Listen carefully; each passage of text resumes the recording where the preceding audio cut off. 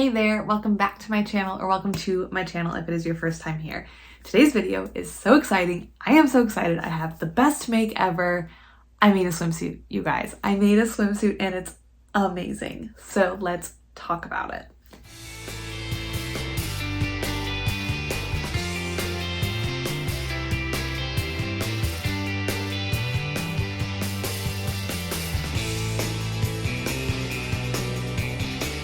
Swimwear, that's what we're here for. I'm going to break this video down into 3 parts so that if you're just here to kind of get my experience sewing swimwear, you can do that. Then I will show you my swimsuit and then I will talk about the specific pattern I used. So if you don't care about or care for this specific pattern, you can click off before that part of the video. I will have chapters linked below and I will have my measurements linked below because I am going to talk about sizing. Let's get into it. So I did not have sewing swimwear on my horizon. I also did not have sewing activewear like at all on the brain until someone gifted me some activewear patterns. Then I started to look into it and I kind of started to realize that it's not that big of a deal, especially because Whitney from Tomcat Stitchery has been doing a fair number of activewear videos over the last couple months showing her plans and then what she has made. And while Whitney is a billion times better and more experienced sewist than I am, she makes everything seem so approachable. So I took inspiration from a couple different places and was just like, I can do this. I have sewn some of my own activewear. I will link videos where I talk about that down below. And I, as part of an activewear haul recently, got a fabric that to me just screamed, I need to be swimwear. I need to be swimwear. So I honored its request and decided to sew a swimsuit. The fabric that I'm talking about is from Surge Fabrics. It's called Tutti Frutti. It is dead stock from K-Deer, a company that made at least leggings. All of their fabric seems to be leggings. Seems to say that it was manufactured to be leggings. So I got this, and it is a nylon spandex. The exact percentage I don't remember, but it's somewhere around like 80-20. So 80% nylon, 20% spandex. The interesting thing about this is that because it was manufactured for commercial use, the greatest stretch runs vertically down the bolt rather than horizontally. So whereas typically you would cut, I need to find a selvage, the grain would be parallel to the selvage, it is perpendicular to the selvage on this fabric. So I mean, it's kind of hard to tell because it is very stretchy, but that was interesting, and I had to stop myself several times as I was cutting to be like, wait, is this right? How would I normally cut this? Okay, now do the opposite.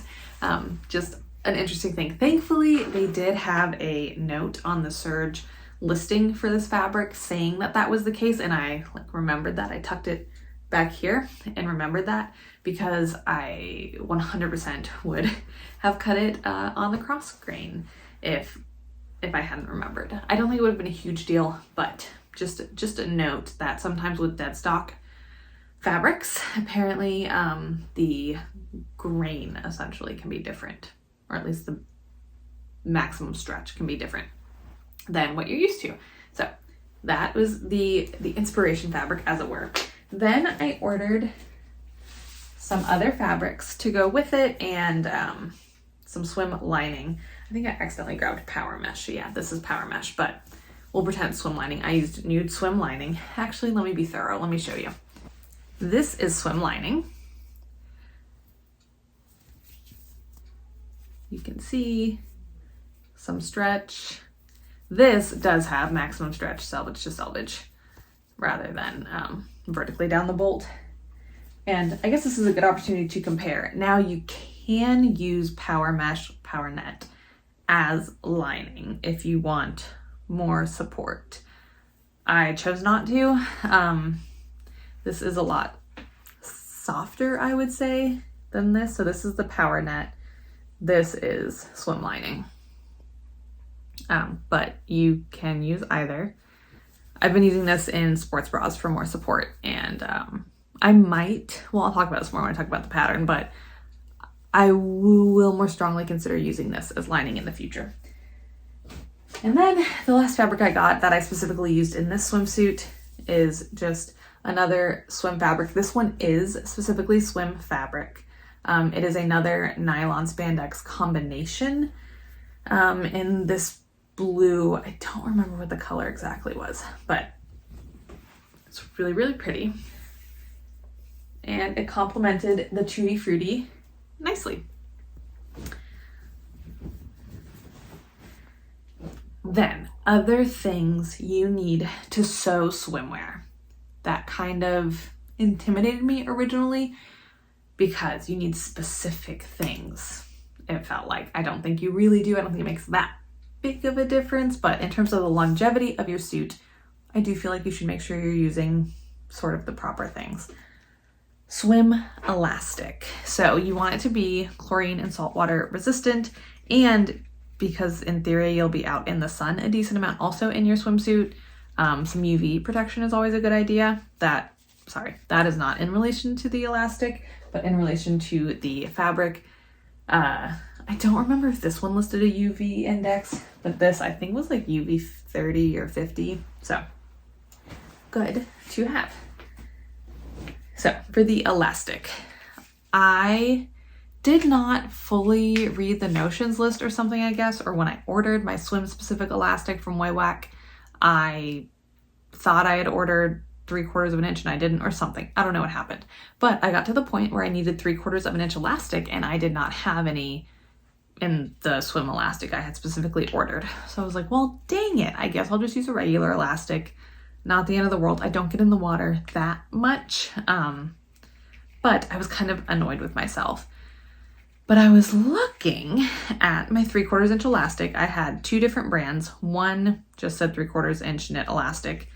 Then I looked at this one, which I think is the new Joann's store brand or something. It's manufactured in Hudson, which is where Joann's is headquartered. I'm not 100% sure, but I did pick it up at Joann's, I'm pretty sure, because it's 3/4 inch and it's knit non-roll elastic, which I was like, neat. I like non-roll. That's why I bought it just to have on hand. But even neater, as I read the fine print, it is chlorine, bleach, and salt water safe. So even though this is not marketed as swim elastic, it doesn't say like swim elastic on it. It is swim elastic. It works. So the content is 56% polyester, 28% rubber, and 16% nylon.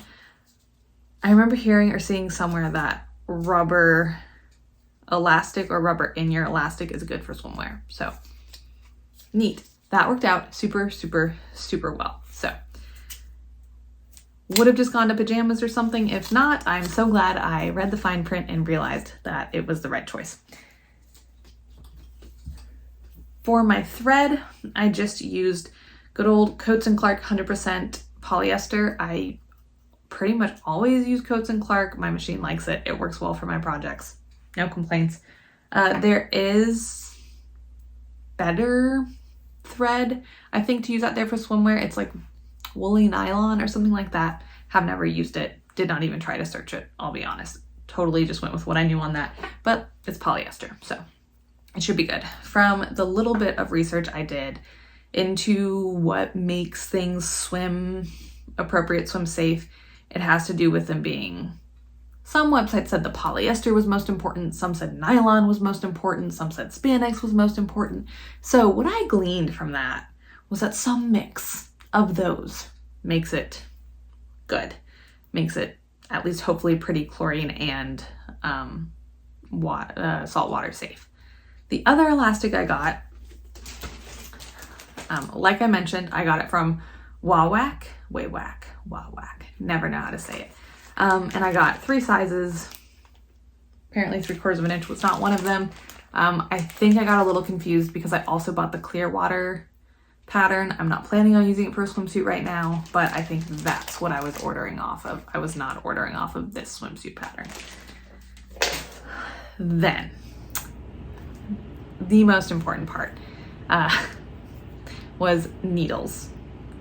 I thought I had stretch needles Turned out I did not have stretch needles. I had jersey and Microtex. And when I was working on this, no stores that sold stretch needles were open. So I just decided to make it work because I have no patience. And what's the worst part of it is I had just been in my local quilt shop the day I started working on this, and I grabbed Microtex needles because in my brain that's what I needed, when in fact that's not what I needed. So I had a brand new package of Microtex needles, but no stretch needles. And everything on the internet, this was unanimous from all the sources I found, everything said stretch needle. I hunted pretty medium hard to find one website that would be like, yeah, use whatever you want, it's fine. Could not find that anywhere. Not in the deepest, darkest parts of Reddit or random sewing forums did I find anyone who said like, yeah, do a jersey needle. So my one piece of advice, and the one thing I would do different, is use a stretch needle. Now, I didn't really have issues. I will say, maybe I am this person in the deep dark corner of the internet saying I didn't really have issues. I had issues in one spot, and I'll show you. But for the most part, I used jersey and Microtex needles.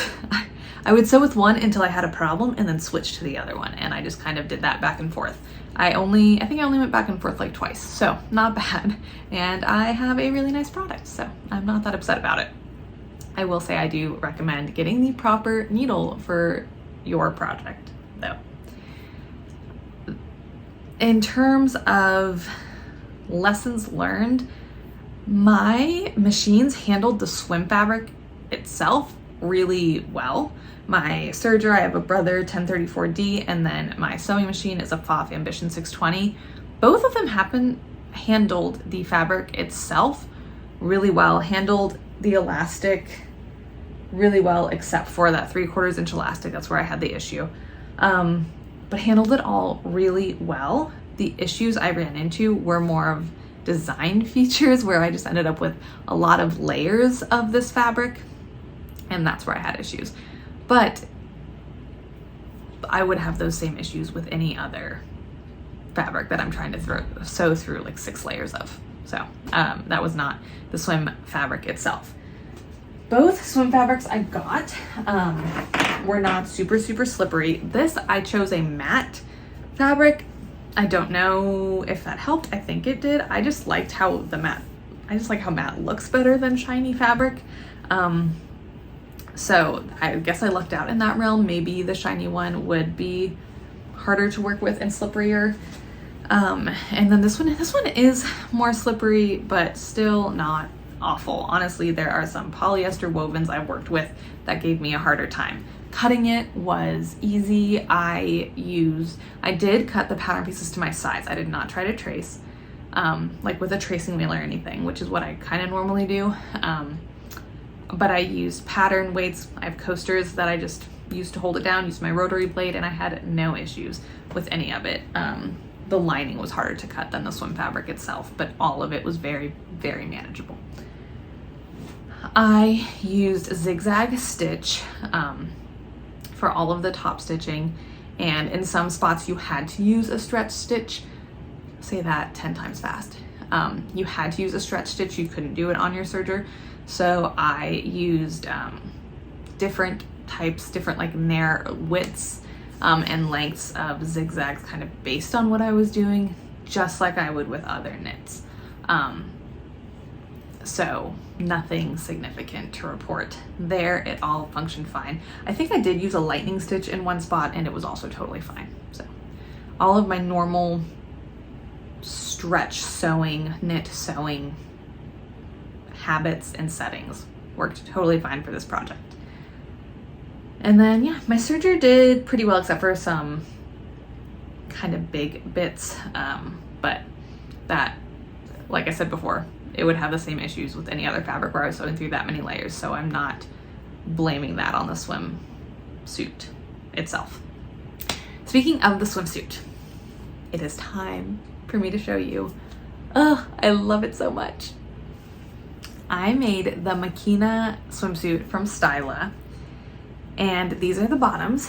I did the ruched bikini bottoms. You can do a 1-piece or a 2-piece of bikini. I did the ruched bottoms, and this is the top. How amazing is it? It does not look like much on my arm because of these crossovers and there being, you know, nothing in there. I'm planning to go to the beach tomorrow and wear it. So hopefully I will have some videos to insert here of me wearing it. It has a tie back.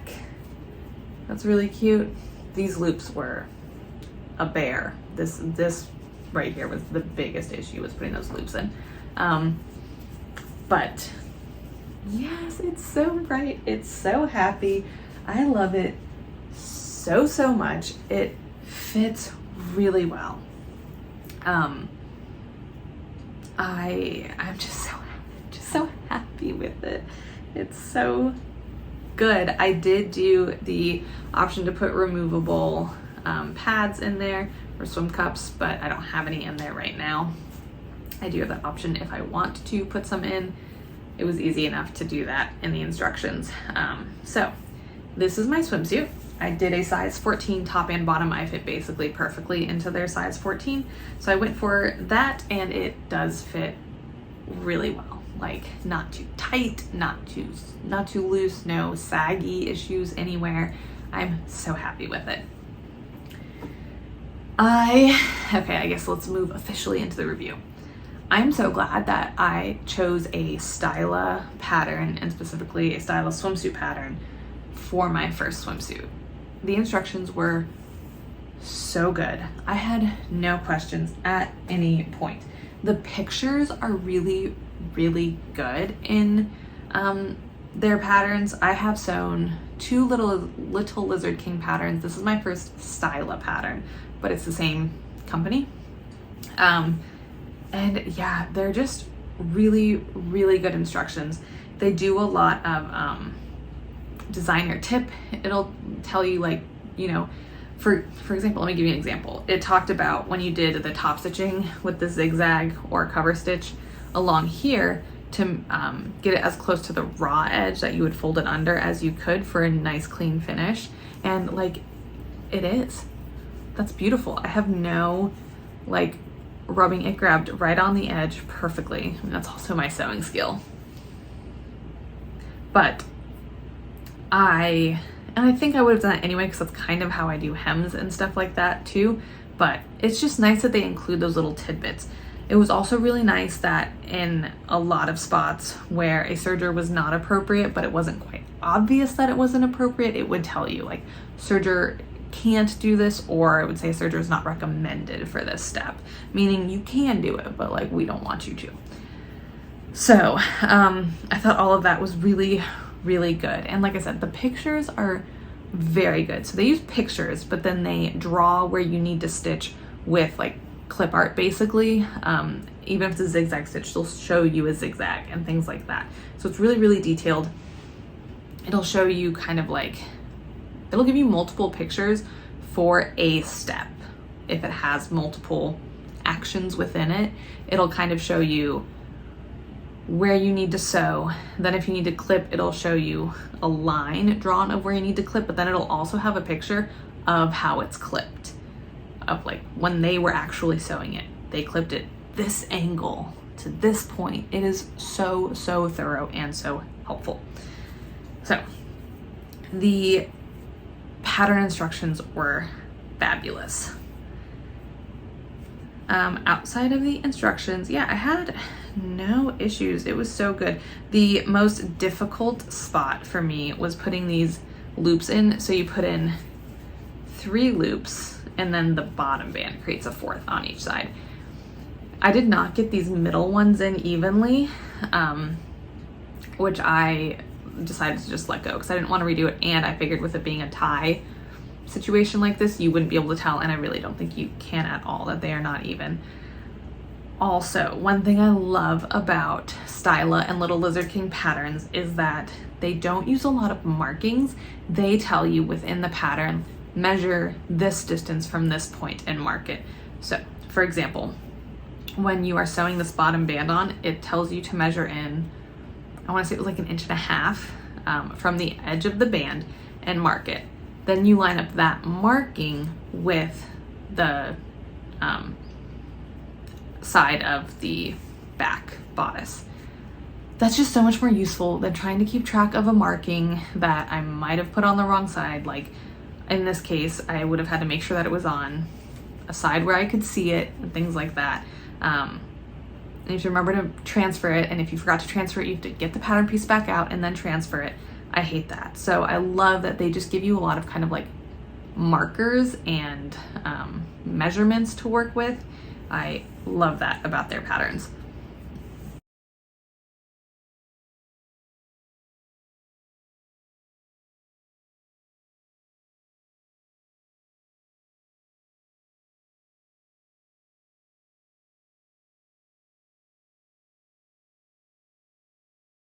Another kind of instance of that is when you are sewing the elastic. This is where that 3/4 inch elastic went. When you were sewing the elastic on to this underbust band, it has you draw a line on the wrong side of the fabric, a 1/4 inch along the edge, and then that's what you use. You put then the edge of the elastic along it and then sew it onto that 1/4 inch overlap.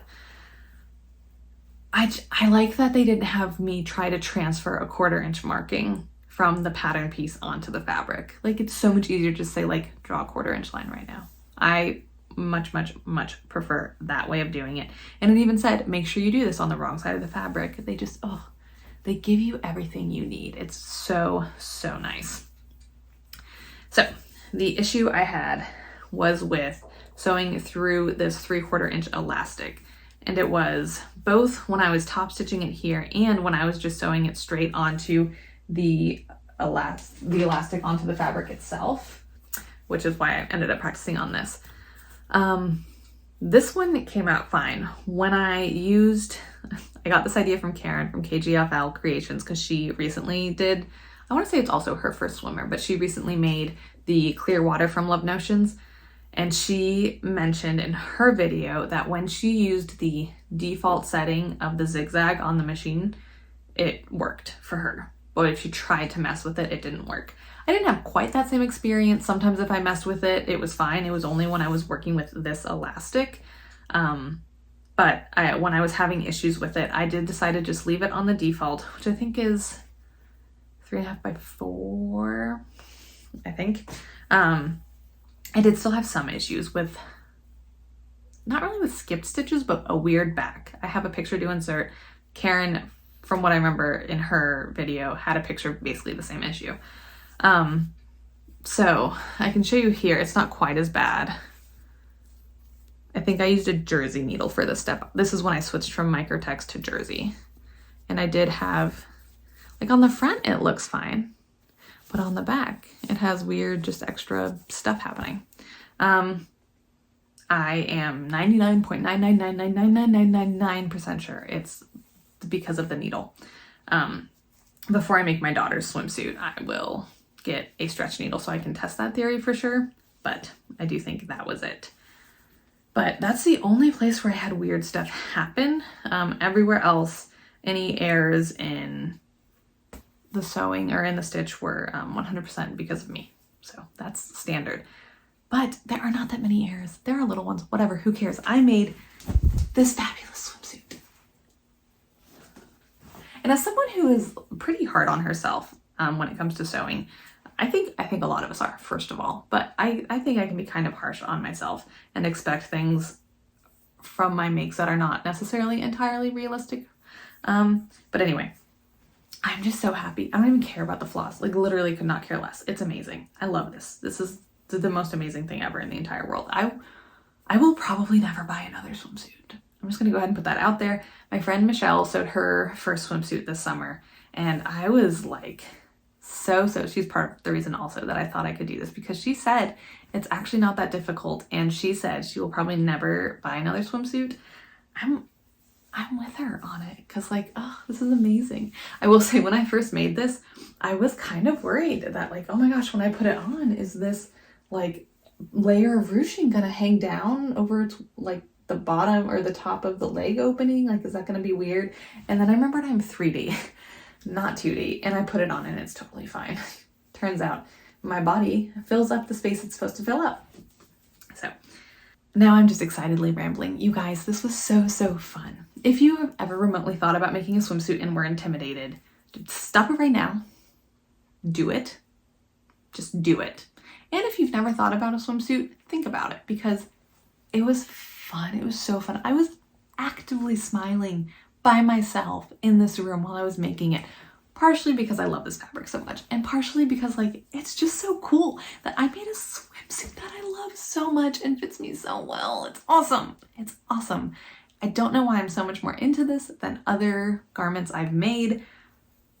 I think it's because swimsuits can feel kind of hard to get a good fit on. At least for me, I always struggle with the bottoms.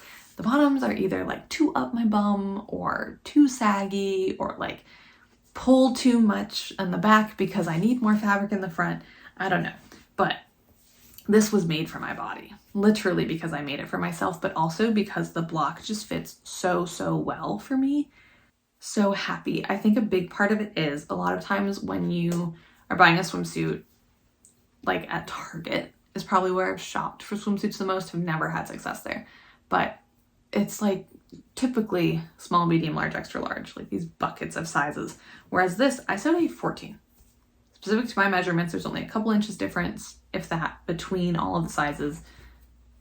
Like you can get so much more specific with the fit because you have multiple sizes and not just these big size buckets. And I'm just so happy. I'm just so happy. And I just want to share with you guys how awesome it looks, not just being held up, but also on me, because it's amazing. Okay, I just got dressed to go to the beach, and I did notice something I'm not loving about the swimsuit. So down here, the leg opening on both sides. I like these pants. Okay, there's this little bit of bunching. I think that has to do more with how I put the elastic in and that I kind of rushed it than anything else. But that is one area I don't love. Like I said, though, I think that was a me issue and not the pattern itself. Also, I need to put on another swimsuit, I guess, but I think I have that issue commonly. I think that's just kind of a bum thing. I don't know. It does smooth out decently well when I smooth it out, but as soon as I start walking and moving, that unsmooths out. So we'll see when I get to the beach and take some video. It'll probably show that issue too. So I did notice it. I think it has to do with that I was rushing putting the elastic in, because I can feel here a little like weird spot. That must be where I joined the elastic. You can even see it. It's a little off. So I think that's part of it. Hi.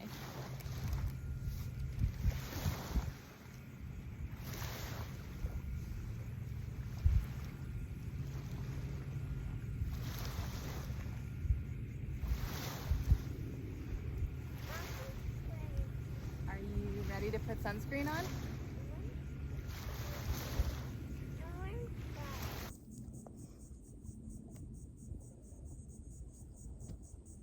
We are out here at the beach. I'm so glad that I got the sweat to test it out, because the only thing I'm finding is that the top of these bottoms get pretty loose once wet. So I think I would consider going down a size in the next pair I make, just so I feel a little more snug. I don't think they're actually going to come down because the hips fit just fine. But this top area is a little floppy and loose once wet. That is all. Okay, if you have ever made swimwear, comment down below. Let me know what pattern you used and how your experience with it was. Did you have as much fun as I had? And if you have ever been intimidated by swimwear or have never thought about sewing it yourself, comment down below and let me know if this video at least inspired you a little bit or put the thought in your brain, because do it. Like really, really, really, really do it. Cannot recommend enough. I'll leave you guys with that. I will see you on Friday for #FridaySews. Thank you so much for joining me today. I'm sure I forgot to mention some things. Check the description box down below. And if you have any questions, just comment and I will see you guys in the comments. Bye.